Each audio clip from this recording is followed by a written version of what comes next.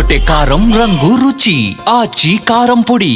తిరుమలలో రథ సప్తమి వేడుకలు ఘనంగా జరుగుతున్నాయి. సూర్యోదయం నుంచి రాత్రి వరకు కలియుగ దైవం శ్రీ వెంకటేశ్వర స్వామి 7 వాహనాల్లో ఊరేగి భక్తులకు దర్శనమిస్తున్నారు.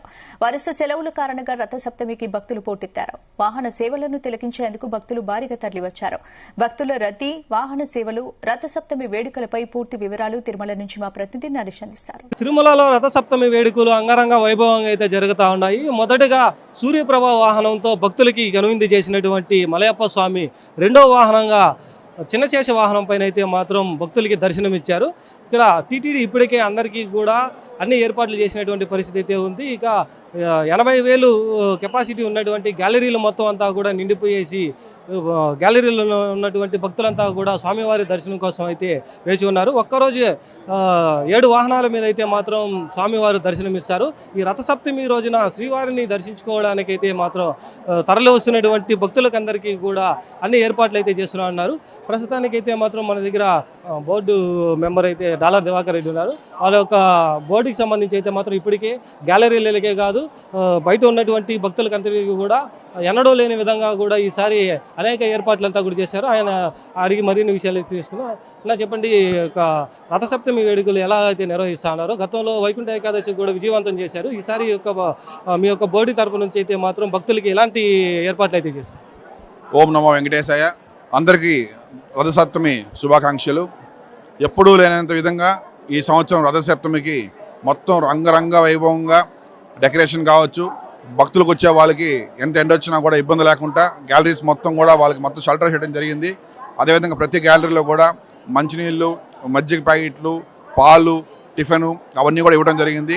అది కూడా ఎవ్రీ 1.5 అవర్ 1 అవర్ తర్వాత ఐటమ్స్ కూడా మార్చమని చెప్పాము. ఒకసారి ఉప్మా పెట్టమన్నాము, ఒకసారి పొంగల్ పెట్టమని చెప్పాము.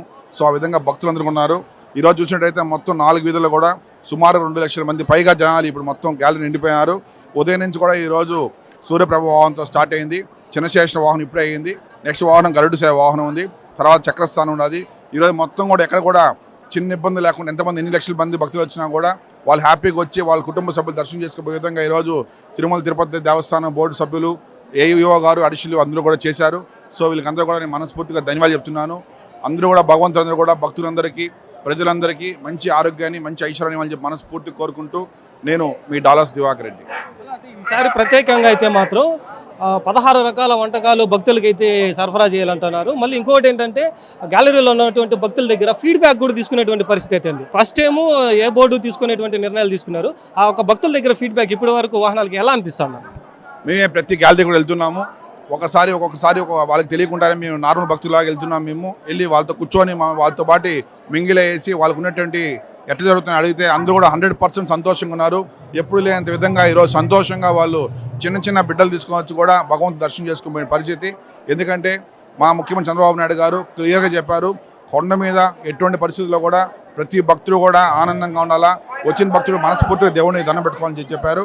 అదే సూచనలతో టీటీడీ బోర్డు సభ్యులు అందరూ కూడా, బోర్డు చైర్మన్ కూడా దాన్నే పాటించేసి భక్తులకు ఎక్కడ ఎటువంటి ఇబ్బందులు లేకుండా మేము దగ్గరుండి మరి మొత్తం చూస్తూ ప్రతి వీధిలో కూడా మేము తిరిగేసి ప్రతి గ్యాలరీ కూడా ఫీడ్బ్యాక్ చేసుకుంటున్నాం. భక్తులందరూ కూడా 100% సాటిస్ఫైడ్గా ఉంటారు.